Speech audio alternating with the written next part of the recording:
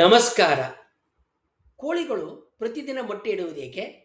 ಎಲ್ಲ ಮೊಟ್ಟೆಗಳು ಮರಿಗಳು ಆಗದಿರುವುದೇಕೆ? ಇದು ಇಂದಿನ ನಮ್ಮ ವಿಷಯ. ಕೋಳಿಗಳ ಬದುಕನ್ನು ಹತ್ತಿರದಿಂದ ಕಂಡ ಎಲ್ಲರ ಮನಸ್ಸಿನಲ್ಲಿಯೂ ಒಂದು ಪ್ರಶ್ನೆ ಎಂದಾದರೂ ಮೂಡಿರ್ತದೆ. ಕೋಳಿಗಳು ಬಹುತೇಕ ಪ್ರತಿದಿನ ಮೊಟ್ಟೆ ಇಡೋದೇಕೆ? ಮತ್ತು ಅವು ಇಡುವ ಎಲ್ಲ ಮೊಟ್ಟೆಗಳು ಏಕೆ ಮರಿಗಳಾಗೋದಿಲ್ಲ ಅನ್ನೋದಿದು. ಈ ಪ್ರಶ್ನೆಗಳಿಗೆ ಉತ್ತರ ಕೋಳಿಯ ಜೀವವಿಜ್ಞಾನದ ಅದ್ಭುತ ರಹಸ್ಯಗಳಲ್ಲಿ ಅಡಗೈತೆ. ಕೋಳಿ ಹುಟ್ಟಬೇಕಾದ್ರೆ ಅದರ ಅಂಡಾಶಯಗಳಲ್ಲಿ ಸಾವಿರಾರು ಪಕ್ವವಾಗದ ಮಾಗದ ಅಂಡಕೋಶಗಳು ಇರ್ತವೆ. ಕೋಳಿ ಸುಮಾರು 5 ಅಥವಾ 6 ತಿಂಗಳು ವಯಸ್ಸಿಗೆ ಬಂದಾಗ ಅದರ ದೇಹದಲ್ಲಿ ಹಾರ್ಮೋನ್ಗಳ ಪ್ರಭಾವದಿಂದ ಈ ಅಂಡಕೋಶಗಳು ಒಂದೊಂದಾಗಿ ಬೆಳೆದಕ್ಕೆ ಪ್ರಾರಂಭ ಮಾಡ್ತವೆ. ಒಂದು ಅಂಡಕೋಶ ಪೂರ್ಣ ಬೆಳವಣಿಗೆ ಹೊಂದಿದ ನಂತರ ಅಂಡಾಶಯದಿಂದ ಹೊರಗಡೆ ಬರುತ್ತೆ. ಕೋಳಿಗಳಲ್ಲಿ ಮೊಟ್ಟೆ ಇಡುವ ಪ್ರಕ್ರಿಯೆ ಮನುಷ್ಯರ ಮುಟ್ಟು ಅಥವಾ ಅಂಡೋತ್ಪತ್ತಿ ಪ್ರಕ್ರಿಯೆ ಅಂತಲೇ ಆ ವಿಧಾನದಂತೆಯೇ ಇರ್ತದೆ. ಇದಕ್ಕೆ ಉಂಚಿತ ಸಂಪರ್ಕ ಬೇಕಾಗಿಲ್ಲ. ಹೆಣ್ಣು ಕೋಳಿ ಪ್ರಾಯಕ್ಕೆ ಬಂದ ತಕ್ಷಣ ಅದರ ದೇಹದಲ್ಲಿ ಹಾರ್ಮೋನ್ಗಳ ಪ್ರಭಾವದಿಂದ ಪ್ರಕೃತಿ ಸಹಜವಾಗಿ ಅಂಡಾಣುಗಳು ಉತ್ಪತ್ತಿ ಆಗೋದಕ್ಕೆ ಮತ್ತು ಬಿಡುಗಡೆ ಆಗೋದಕ್ಕೆ ಆರಂಭಿಸ್ತವೆ. ಒಂದು ಪೂರ್ಣ ಪ್ರಮಾಣದ ಮೊಟ್ಟೆ ಕೋಳಿಯ ಗರ್ಭಾಶಯದಲ್ಲಿ ತಯಾರಾಗೋದಕ್ಕೆ ಸುಮಾರು 24ರಿಂದ 26 ಗಂಟೆಗಳ ಸಮಯ ಬೇಕಾಗ್ತದೆ. ಇದು ಕೋಳಿಯ ಅಂಡಾಶಯದಿಂದ ಹಳದಿ ಲೋಳೆ ಅಂದರೆ ಯೋಕು ಬಿಡುಗಡೆ ಆದ ತಕ್ಷಣ ಪ್ರತಿಕ್ರಿಯೆ ಪ್ರಾರಂಭ ಆಗುತ್ತೆ. ಅದು ಕೋಳಿಯ ದೇಹದ ಒಳಗಿನ ನೆಲಕಿನಲ್ಲಿ ಅಂದರೆ ಓವಿಡೆಕ್ನಲ್ಲಿ ಚಲಿಸ್ತಾ ಇರಬೇಕಾದ್ರೆ ಬಿಳಿ ಭಾಗ ಆಲ್ಬ್ಯೂಮಿನ್ ಮತ್ತು ಕೊನೆಯಾದಂಥ ಗಟ್ಟಿಯಾದಂಥ ಸುಣ್ಣದ ಚಿಪ್ಪಿನ ಕವಚ ಶೆಲ್ಲು ಅದರ ಸುತ್ತಲೂ ರೂಪುಗೊಳ್ತವೆ. ಒಂದು ಮೊಟ್ಟೆ ಹೊರಬಂದ ಕೇವಲ 30 ನಿಮಿಷಗಳಲ್ಲಿ ಮುಂದಿನ ಮೊಟ್ಟೆಯ ತಯಾರಿಯ ಪ್ರಕ್ರಿಯೆ ದೇಹದೊಳಗೆ ಮತ್ತೆ ಪ್ರಾರಂಭ ಆಗುತ್ತೆ. ಕೋಳಿಗಳ ಮೊಟ್ಟೆ ಇಡುವ ಸಾಮರ್ಥ್ಯ ಬೆಳಕಿನ ಮೇಲೆ ಬಹಳವಾಗಿ ಅವಲಂಬಿತಗೊಂಡತ್ತೆ. ಬೆಳಕು ಕೋಳಿಯ ಕಣ್ಣುಗಳ ಮೂಲಕ ಮೆದುಳಲ್ಲಿರುವ ಪೀನಿಯಲ್ ಗ್ರಂಥಿಯನ್ನು ಪ್ರಚೋದನೆ ಮಾಡ್ತವೆ. ಇದು ಮೊಟ್ಟೆ ಉತ್ಪಾದನೆಗೆ ಬೇಕಾಗುವ ಹಾರ್ಮೋನ್ಗಳನ್ನ ಬಿಡುಗಡೆ ಮಾಡ್ತೈತೆ. ದಿನಕ್ಕೆ ಕನಿಷ್ಠ 14ರಿಂದ 16 ಗಂಟೆಗಳ ಕಾಲ ಬೆಳಕು ಅಂದರೆ ಸೂರ್ಯನ ಬೆಳಕು ಅಥವಾ ಕೃತಕ ಬೆಳಕು ಸಿಕ್ಕಾಗ ಕೋಳಿಗಳು ನಿರಂತರವಾಗಿ ಮೊಟ್ಟೆ ಇಡ್ತವೆ.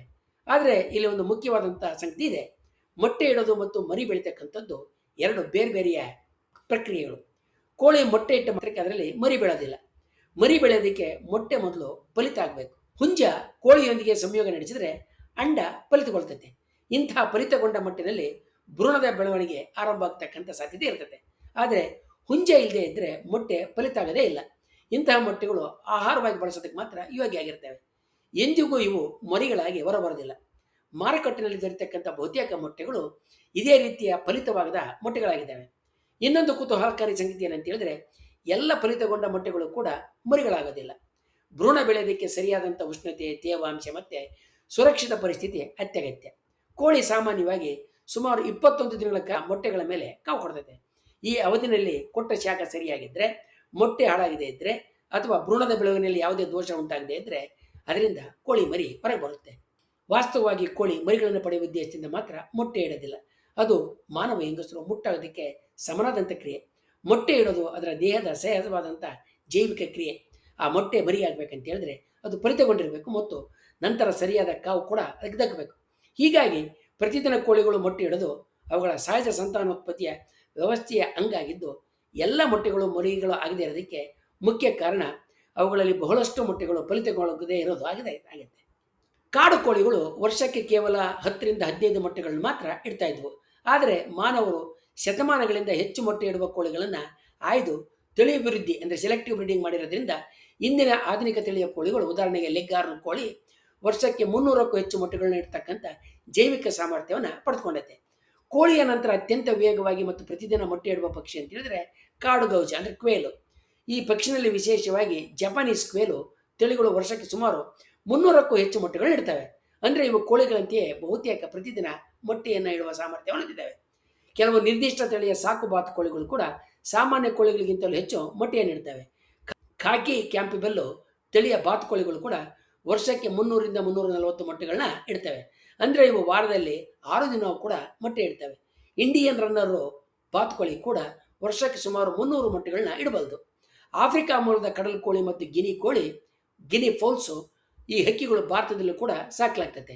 ಇವು ಕೋಳಿಗಳ ತರಹ ವರ್ಷ ಪೂರ್ತಿ ಮೊಟ್ಟೆಯನ್ನು ಇಡದೇ ಇದ್ದರೂ ಕೂಡ ಮೊಟ್ಟೆ ಇಡುವ ಕಾಲದಲ್ಲಿ ಸಾಮಾನ್ಯವಾಗಿ ವಸಂತ ಮತ್ತು ಬೇಸಿಗೆ ಕಾಲದಲ್ಲಿ ದಿನವೂ ಅವು ತಪ್ಪದೆ ಮೊಟ್ಟೆಯನ್ನು ಇಡ್ತವೆ.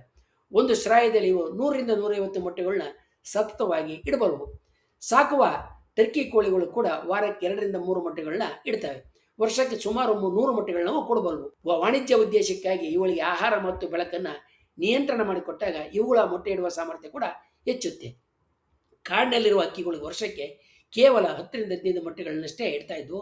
ಆದರೆ ಸಾಕಿ ಹಕ್ಕಿಗಳು ಪ್ರತಿದಿನ ಮೊಟ್ಟೆ ಇಡೋದಕ್ಕೆ 2 ಮುಖ್ಯವಾದಂಥ ಕಾರಣಗಳಿದ್ದಾವೆ. ಅದರಲ್ಲಿ ಮೊದಲನೇದಾಗಿ ಆಹಾರ ಮತ್ತು ಬೆಳಕಿನ ಲಭ್ಯತೆ.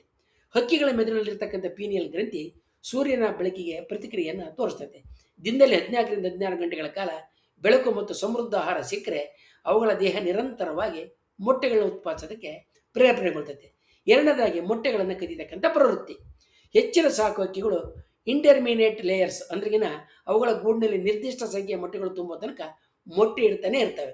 ಮಾನವರು ಪ್ರತಿದಿನ ಗೂಡಿನಿಂದ ಮೊಟ್ಟೆಯನ್ನು ತೆಗೆಯೋದ್ರಿಂದ ಗೂಡು ಇನ್ನೂ ತುಂಬಿಲ್ಲ ಅಂತ ಭಾವಿಸಿ ಇಂಥ ಸಾಕು ಹಕ್ಕಿಗಳು ಪ್ರತಿದಿನ ಹೊಸ ಮೊಟ್ಟೆಯನ್ನು ಇಡ್ತಕ್ಕಂಥ ರೂಢಿಯನ್ನು ಕೂಡ ಬೆಳೆಸ್ಕೊಂಡಿದ್ದಾವೆ. ನಿಸರ್ಗದಲ್ಲಿ ಜೀವ ವಿಕಸನದಲ್ಲಿ ಹೇಗೆ ಜೀವಿಗಳು ಸನ್ನಿವೇಶ, ಸಂದರ್ಭ ಮತ್ತು ಪರಿಸರಕ್ಕೆ ತಕ್ಕಂತೆ ಬದಲಾವಣೆ ಹೊಂದುತ್ತಾ ತಮ್ಮ ಜೀವನವನ್ನು ರೂಢಿಸಿಕೊಂಡಿದ್ದಾವೆ ಅನ್ನೋದಕ್ಕೆ ಕಾಡು ಕೋಳಿ ಮತ್ತು ಸಾಕು ಕೋಳಿಗಳು ಅತ್ಯುತ್ತಮವಾದಂಥ ಉದಾಹರಣೆ. ಮುಂದಿನ ವಿಡಿಯೋದಲ್ಲಿ ಜೀವ ವಿಜ್ಞಾನದಲ್ಲಿ ಜೀವ ಜಗತ್ತಿನಲ್ಲಿ ಪ್ರಾಣಿಗಳು ಹೇಗೆ ತಮ್ಮ ವರ್ತನೆಯನ್ನು ಬದಲಿಸಿಕೊಂಡಿರುವುದನ್ನು ತಿಳ್ಕೊಳ್ಳೋಣ. ಆ ಕುರಿತಾದಂಥ ಕೆಲವು ವಿಡಿಯೋಗಳ ಲಿಂಕ್ ವಿವರಣೆಯಲ್ಲಿದೆ, ಆಸಕ್ತರವನ್ನು ಗಮನಿಸಬಹುದು. ವಂದನೆಗಳೊಂದಿಗೆ.